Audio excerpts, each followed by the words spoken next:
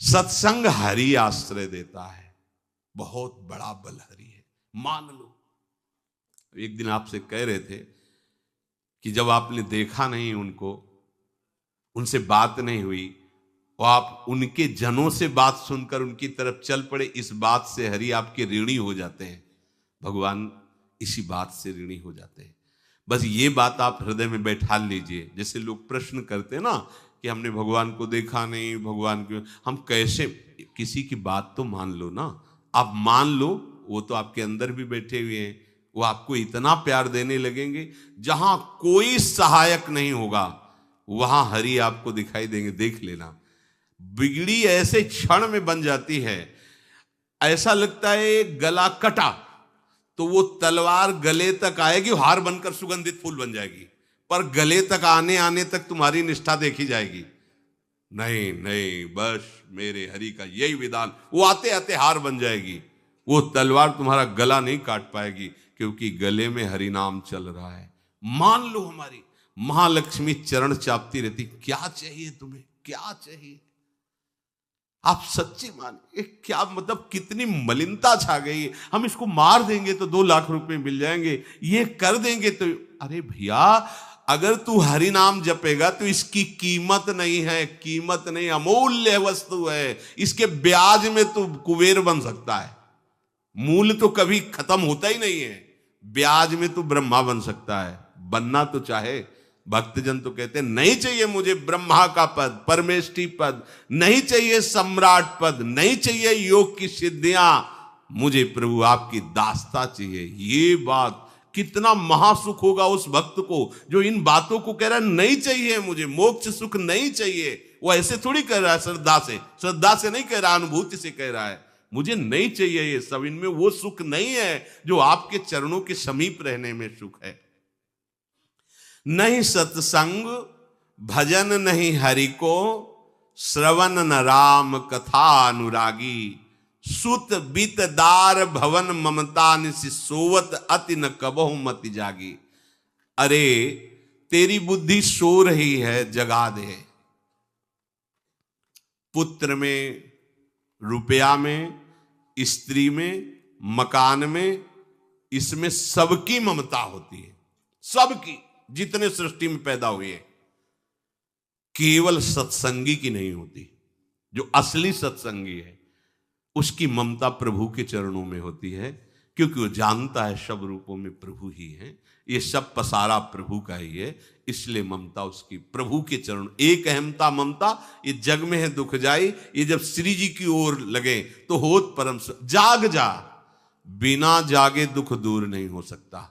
जैसे स्वप्न में हम देख रहे हैं कि समुद्र में डूब रहे हैं, अब जागृत में आसपास सैकड़ों नाव लगा दें तो बच जाएगा क्या वो, क्योंकि वो तो सो रहा है और वो स्वप्न में देख रहा है। अब हम नाना प्रकार के तैराकों को बाहर तैनात रखें तो उसको कोई सुख मिलेगा क्या, क्योंकि वो स्वप्न में। उसको अगर सुखी करना है तो एक ही उपाय, जगा दे। जगा दो तो ना समुद्र रह गया ना डूबना रह गया। ऐसे ही संसार में मोह से ऐसे ग्रसित जीव हैं, भाई इतना ही सुखचार है, और उसी स्वप्न में वो दुख से निवृत्त होना चाहते हैं। अब हम बाहर से उनकी कामनाओं की पूर्ति करने वाली बात करें तो क्या वो सुखी हो जाएंगे क्या? इसीलिए कोई साधु जो भगवत मार्ग का पथिक है वो कभी सपोर्ट नहीं करेगा जाओ ऐसा, वो जाओ ऐसा ही है जैसे उस स्वप्न में समुद्र में डूब रहा है, बाहर से हम जल जहाज नाव तैराक सब लगा रहे हैं, लेकिन वो नहीं सुखी होगा, क्योंकि उसके सुख का कारण तब बनेगा जब स्वप्न हटे। स्वप्न तब हटेगा जब वो जागे। जो सपने सिर काटे कोई, बिन जागे दुख दूर न होई, तो उसको जगा दो। साधुजन क्या करते हैं? जगा देते हैं उसको। जागो, कहां मोह निशा सब सो निहारा, देखे स्वपन अनेक प्रकारा, यही जग जामिन जागे जोगी। योग भगवान से जो तुमने वियोग कर रखा है, तुम जगो। जे ही जगोगे तो जे ही जाने जग जाए हेराई, जागे जथा स्वपन भ्रम जाई। कोई नहीं यहां। एक कल श्लोक, मत्तः परतरम नान्यत किंचिदस्ति धनंजय, मेरे सिवा कोई नहीं। ये कब पता चलेगा? जागने पर। तो हमें ये बहुत कुछ दिखाई दे रहा है, स्वप्न है। उमा कहूं मैं अनुभव अपना, सत हरि भजन जगत सब सपना। तो बोले तुलसीदास हरि नाम सुधा तजी, सठ हठ पियत विषय विष मांगी। अगर कहीं संतों के पास भी गए तो क्या मांग रहे हैं? हठ करके विषय विष मांग रहे हैं। वो आत्मदेव नाम के एक ब्राह्मण थे, सब कुछ समृद्धि थी, संतान थी नहीं, बड़े दुखी गृहस्थी में। हमारा कुल चलाने वाला होना चाहिए। बड़ा भ्रम बैठा हुआ है, हमारा कुल चलाने वाला नहीं, तो सब बेकार, जीवन ही बेकार हो गया। बिना गुरु के यदि शास्त्र पढ़ोगे ना तो भ्रमित हो जाओगे। स्पष्ट लिखा, पुत नाम के नरक की उसको प्राप्ति होती जिसके संतान नहीं होती। अब तो गृहस्थ में बेचारा पड़े परेशान। उन्होंने सोचा इससे अच्छा है आत्महत्या कर लें। बहुत संतों के पास जाकर के यज्ञ करके सब अपनी कामनाओं की पूर्ति चाहते, दान पुण्य दे करके। उसने भी जितना उपाय हुआ किया, नहीं हुई संतान। मरने के लिए जंगल में, उधर से एक सन्यासी जी आ रहे थे, देखा साधु तो ब्राह्मण तो थे, उठे प्रणाम किया, देखा उनको उदास क्यों हो? उनका महाराज उदास ही नहीं, मैं तो आत्महत्या करने आया हूं यहां जंगल में। अरे ये तो महापाप है, आत्महत्या तो बड़ी दुर्गति का कारण है। बोले महाराज अगर आप बचाना चाहते हो तो आप कृपा करो। क्या क्या चाहते हो? बोले हमारे पास सब कुछ है, बेटा नहीं दोगे तो हमारा जीवन बेकार। तो उन्होंने अंतर्दृष्टि से देखा और कहा 7 जन्म तक तेरे पुत्र नहीं भाग्य में तेरे लिखा है। तो उसने कहा फिर तो अभी मरते हैं, आत्महत्या करते, हम 7 जन्म की बात, हम 7 दिन नहीं जिएंगे, हमें पुत्र चाहिए। संत का दयालु। देखो जिनके पास तपस्या और भजन का धन होता है, जब भगवान अधीन है तो कुछ भी कर सकते हो, कुछ भी कर सकते हैं। प्रारब्ध मिटाना कोई बड़ी बात नहीं। प्रारब्ध जानते, कोई देवता थोड़ी है, तुम्हारा पीछे का किया हुआ कर्म है। और इधर जोर का भजन है, भजन के प्रभाव से कर्म को नष्ट करने में देर थोड़ी लगती है। ये तो अच्छे शुभ कर्म करो तो तुम्हारा प्रारब्ध बदल जाएगा। भजन का प्रयोग प्रारब्ध बदलने के लिए थोड़ी है। पर वो ऐसा हट किए तो उनका देखो, हट करने से लाभ नहीं मिलता है। उनका हमें उपदेश नहीं, हमें पुत्र चाहिए। अगर आप भगवत प्रेरित होकर यहां आए हो तो आप हमें। तो उन्होंने तपस्या के बल से फल की रचना की और कहा जाओ अपनी पत्नी को ये फल पवा दो और इससे निश्चित पुत्र होगा। बहुत प्रसन्न, अब कामना पूर्ण थी तो देख लो, प्रभाव देखो कामना का। प्रसन्न हुए आए। धुंधुली नाम था उनकी पत्नी का, नाम भी बहुत बढ़िया था, धुंधुली। वो कहा कि देखो ये फल खा लो, तुम्हारी संतान हो जाएगी। बहुत मीठी बात बोलती थी, मृदुभाषी, कपट हृदय, अलग अलग क्षेत्र होता है। हृदय कपट और मुख में मीठी बात। बहुत संभल के व्यवहार करना चाहिए ऐसे लोगों से। मधुरिया बानी मीठी, क्या मृदु भाषा। नहीं प्रीतम, आप चिंता मत करो, फल ऐसे थोड़ी खाया जाता है, नहा धो के पवित्र होके फिर। हाँ उनका ये बात, तो आप अपने काम में लगो, हम पा लेंगे ऐसा। अब आपको विश्वास है? बोले विश्वास तो है, इसमें क्या विश्वास, आप भी तो चाहती ना पुत्र हो। बोले हाँ। वो जो ही गए सो अपनी बहन को बुलाया और कहा सुनो, अभी तो हम 4-5 रोटी कढ़ी चावल सब पा लेते हैं, पूड़ी खीर पुआ। जब गर्भ रहेगा तो पेट तो उसी से भरा रहेगा, तो हमारा भोजन रुक जाएगा। बोले हाँ ये तो बात है। जब पेट बढ़ेगा, अगर घर में आग लग गई तो फिर हम भाग नहीं पाएंगे, तो हम जल जाएंगे। ये निगेटिव सोच वाले लेते। और पंडित जी तो इसी बात में लगे हैं कि गर्भ रह जाए तो क्या करें, तुम्हारा हम खाएंगे तो है नहीं पक्की बात, पर करें तो क्या करें। पंडित जी को कैसे समझो? उनका देखो एक बात है, हमारे गर्भ है, हमारे कई लड़के हो चुके हो, गरीबी है ही है हमारे यहाँ, तुम कुछ पैसा दे देना और ये नाटक करना कि मैं गर्भवती हूं, बच्चा समय होने पर हम पहुंचा देंगे, हम घोषित कर देंगे हमारा बच्चा मर गया। तो पंडित जी को तुम नाटक में बताते रहना कि गर्भ है, बच्चा हो जाए, पंडित जी कह देना बच्चा हो गया है। तो बोले दूध पिलाने की समस्या आएगी। तो बोले ये तुम कह देना कि पहला पहला बच्चा है, हमारे वक्षा स्थल में दूध नहीं, हमारी बहन का था तो मर गया बच्चा, तो उनको बुला लेती तो बात बन जाएगी, बढ़िया बात हो गई। परीक्षा के लिए फल गाय को खवा दो। गाय को खवाया, ठीक समय पर गोकर्ण जी प्रकट हुए, दिव्य तेजोमय बालक, कान केवल वो गाय के, बड़े ही विद्वान और भगवत भक्त संत के द्वारा।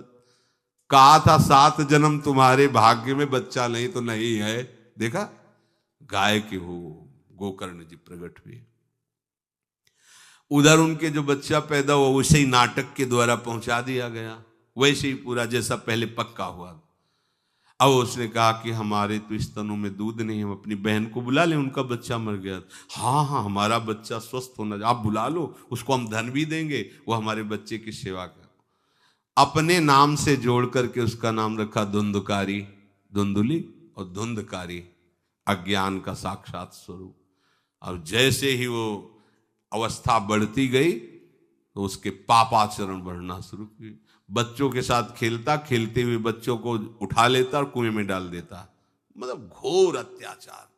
गोकर्ण जी हर समय भजन साधन शास्त्र स्वाध्याय। जब और बड़ा हुआ तो माता जी को अपने डंडों से रोज पूजन करता, पिताजी को गाली लात थप्पड़। पिताजी तो रो पड़े। गोकर्ण जी से कहा कि बेटा हमारी गाय से प्रकट हुए पर भरोसा आप ही का है, बचा सकते हो। तो बोले पिताजी जाओ यहां से, भाग जाओ यहां से, एकांत जंगल में जाकर भगवान श्री हरि का भजन करो। उन्होंने 2 श्लोकों में उपदेश किया। दूसरा श्लोक ये, धर्मम भजस्व सततम त्यज लोक धर्मान, सेवन सदा साधु पुरुषं जहि काम तृष्णाम, अन्यस्य गुण दोष चिंतन मास मुक्त्वा, सेवा कथा रस मोहो नितराम पिबत्वम। हे पिताजी, अब तुम लोक धर्म का त्याग करके भागवत धर्म को स्वीकार करो, एकांत में जाकर साधु महापुरुषों के संग से उनके उपदिष्ट उपदेश के अनुसार आचरण करो, प्रभु की लीला कथा सुनो, ना कोई कामना ना कोई तृष्णा, किसी के गुण दोष का वर्णन मत करना और सदैव भगवत सेवा भावना में रहना, इसी जन्म में तुम्हें भगवत प्राप्त। वो तो उधर गए, इतनी पिटाई की उसने माँ की, माँ कुएं में गिरकर आत्महत्या कर ली। फिर तो मनमानी आचरण, कुछ वैश्याओं को रखा और चोरी करके लाया। वैश्याओं ने सोचा किसी दिन पकड़ा जाएगा ये और हम, तो उसके हाथ पैर बांध दिए चारपाई में, ला के मुख में अंगार डाल, वो मरा भयानक प्रेत। कामना ने क्या किया, सर्वनाश। किसी को हरि विमुख होकर कभी सुख मिल सकता है? आप संतों के पास जाइए, अपनी कामना रखिए। हम ये नहीं कहते कि कामना तुम त्याग पाओगे, कामना रखिए, भगवान के पास जाइए, अपनी कामना रखिए, क्योंकि आप कामना से युक्त हैं। पर छूट इतनी दे दीजिए कि जिसमें हमारा मंगल हो वो करना। जैसे नारद जी भगवान से अपनी कामना रखते हैं कि हमारा ब्याह करवा दीजिए, और बाद में एक छूट दे देते हैं कि जेहि विधि होए नाथ हित मोरा। तो हरि को अच्छा लगेगा, गुरुजनों को अच्छा लगेगा कि इस कामना से इसका कोई जीवन बाधित नहीं होगा, वो पूर्ण भी कर देंगे। और अगर लगा कि इसका पतन हो जाएगा तो आप रोते रोते भी कामना की पूर्ति नहीं करेंगे। उत्तम बात तो ये है कि कामना हरि की प्राप्ति की करो, वो सर्व सुख स्वरूप है। किसी का अन्य आश्रय अन्य बल ना लेते हुए अपने श्यामा श्याम के चरणों का आश्रय लेकर निरंतर भजन करो, तो ये अनुभव हो जाएगा कि सुख किसे कहते हैं। अभी तुम्हें परिचय ही नहीं मिला, सुख किसे कहते हैं। सुख सच्चिदानंद है, सुख एक रस है, सुख अविनाशी है। वो सुख सदैव बढ़ता रहता है, घटता कभी नहीं। एक रस होते हुए भी प्रतिक्षण वर्धमानम है, कभी कभी अंत नहीं होता इस सुख का। ऐसे अनंत सुख के लिए हमें मनुष्य जन्म मिला है। प्यारे, इसे मत खोइए। हर समय राधा राधा राधा राधा राधा, और किसी को दुख मत दीजिए।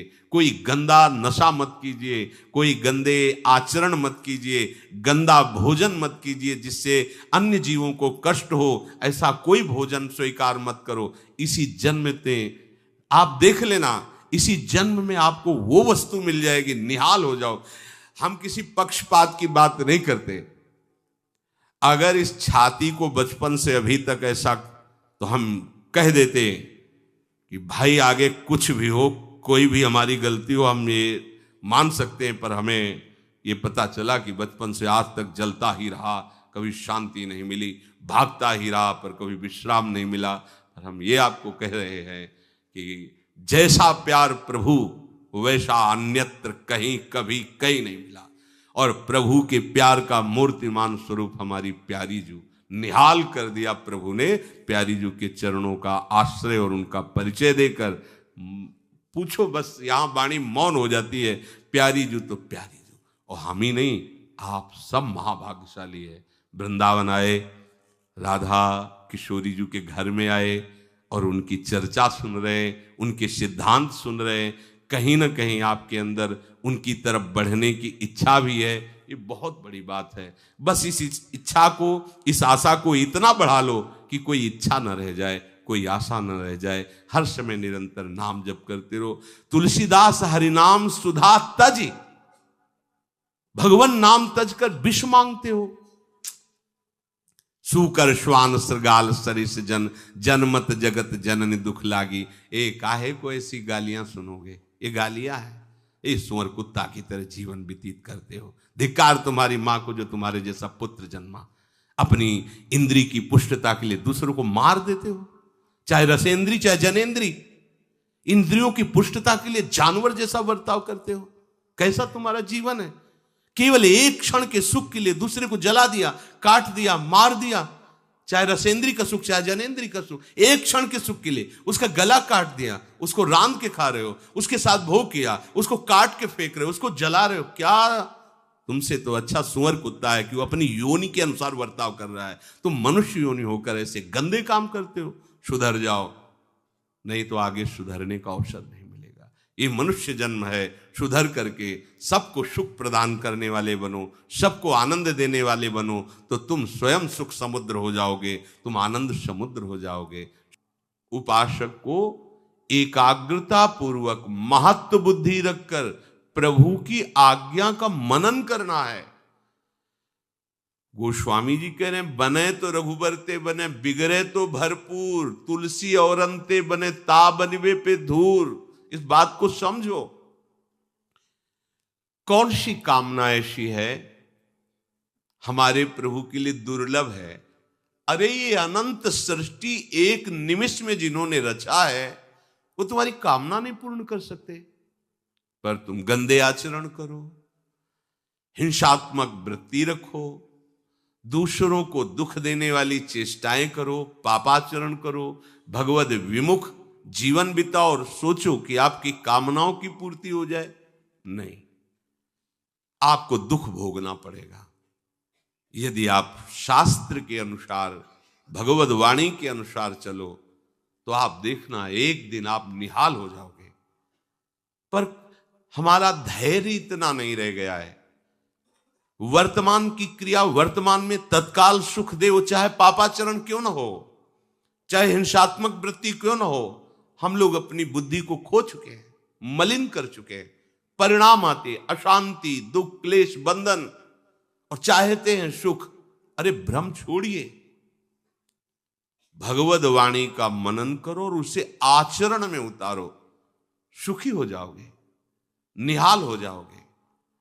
ये माया की ऐसी चाल है जो आपको फंसाती चली जाएगी। आप जब तक शास्त्र विरुद्ध आचरण करेंगे तो शब्द याद रख लीजिए, आप भयभीत रहेंगे, आपका मन विषाद से, खेद से युक्त रहेगा। आपकी सारी सुख सुविधाएं जो जमा हैं उनसे आपको बिछुड़ना पड़ेगा, वो नष्ट होंगी। आपका सहयोगी भी आपको छल करके दुख देगा। आपके प्रियजन ऐसी चेष्टा करेंगे कि आप जलोगे, मैंने इनके लिए किया था और ये ही हमारा साथ नहीं दे रहे। मान लीजिए, जब तक आप हरि की शरण में होकर उनकी आज्ञा के अनुसार नहीं चलेंगे तब तक आपको सुख स्वप्न में भी नहीं हो सकता। विश्वास कर लीजिए, ये भ्रम छोड़ दीजिए कि हम असत आचरण करके, अधर्म आचरण करके, हिंसा करके, व्यभिचार करके, चोरी करके, नशा करके हम सुखी हो सकते हैं। प्रार्थना मान लीजिए, ये हमारी दुश्मन की चाल है हमें नष्ट करने की। ये जो अज्ञान रूपी शत्रु है यही हमें नष्ट कर रहा है। इसलिए भगवद वाणी श्रवण कीजिए। ये केवल कागजों में लिखे हुए शब्द नहीं है, वांग्मय स्वरूप भगवान का है। जिन्होंने माना है निहाल हो गए हैं। सच्ची कहते हैं, सच्ची कहते हैं। मान लीजिए, बार बार इसलिए कह रहे हैं कि बस मान लीजिए, तब आप इसका अनुभव करेंगे। मान के जान जाओगे और जान के वही हो जाओगे जो प्रभु हैं। प्रभु हैं, प्रभु का यही महान महिमामय स्वरूप है। जो प्रभु का आश्रय लिया, प्रभु अपने समान बना देते हैं, उसे अपने समान बना देते हैं। अपने समान क्या, प्रभु अपने सेवक के सेवक बन जाते हैं। आवश्यकता केवल प्रभु की बात मानने की है। प्रभु को तुम्हारे 56 भोग नहीं चाहिए, प्रभु को ये तुम्हारी वस्तुएं, अरे मानो एक माया की जरा सी झलक में मारा घूम रहा है ऐश्वर्य, वो मायापति श्री कृष्ण है। तुम्हारा तोला 2 तोला सोना, ये 56 भोग, ये कपड़ा लत्ता पोशाक, ये प्रभु को चाहिए। अरे इसमें आपका भाव है, दुलार है, बस इस बात को प्रभु देख के प्रसन्न हो रहे हैं। इससे नहीं प्रसन्न हो रहे कि आप बहुत कीमती इत्र लगा रहे हैं, बहुत कीमती। हम आपसे सच्ची कहते हैं, हमारे प्रभु की श्री अंग की जो सुगंध है, उसके आगे यहां जितनी भी सुगंध है वो दुर्गंध के समान है। ये मायाकृत है, वो चिदानंद है। कैसे? पर वो जब हम उस वस्तु के साथ दैन्य भाव से, तो हमारे प्रभु तो देखो इतने करुणामय है कि सबरी जी के जूठे बेर खा रहे हैं। इतने करुणामय है, विदुरानी के हाथ से केले के छिलके खा रहे हैं और वाह वाह कर रहे हैं। इतने करुणामय है, सुदामा जी के तंदुल खा करके हाँ लक्ष्मी प्रदान कर रहे हैं। कैसी कैसी महिमा। आप देखो हमारे प्रभु को। क्या प्रभु को वस्तुएं चाहिए? यदि आप अभिमान करके सोने का मुकुट और 56 भोग और दुनिया का कुछ नहीं चाहिए। दुर्योधन ने क्या नहीं व्यवस्था की थी, देखा भी नहीं भगवान, और विदुरानी जी की उसी समय जाकर मांग कर छिलके पा रहे। हमारे प्रभु को आप चाहिए, आपका प्यार चाहिए। वो प्यार समुद्र है, और आपका प्यार आपके सुख के लिए चाहिए। वो तो सुख समुद्र है, तुम क्या सुख दे दोगे उनको? तुम तो उनकी एक तरंग हो। ऐसी अनंत तरंगे उनकी स्फुरित हो रही उनमें, तुम्हें सुख प्रदान करने के लिए। वो केवल तुम्हें चाहते कि तुम उनके हो जाओ। इसीलिए तुमने जो जो अपना माना है, उस अपनेपन को समेटने के लिए कहा जाता है, आप प्रभु की आज्ञा पालन करते हुए अपना सर्वस्व ये मानिए मेरे प्रभु का है, क्योंकि उन्हीं का है। तुमने रचा नहीं है, तुम्हारे सामर्थ्य नहीं कि एक भी वस्तु रच सको। जितनी भी रचना वो सब उन्हीं की माया से रची हुई है। तो आप क्यों नहीं मानते मैं और मेरा ये सब प्रभु का है? ऐसा जीव ही मानोगे, आप आनंद समुद्र में गोते लगाने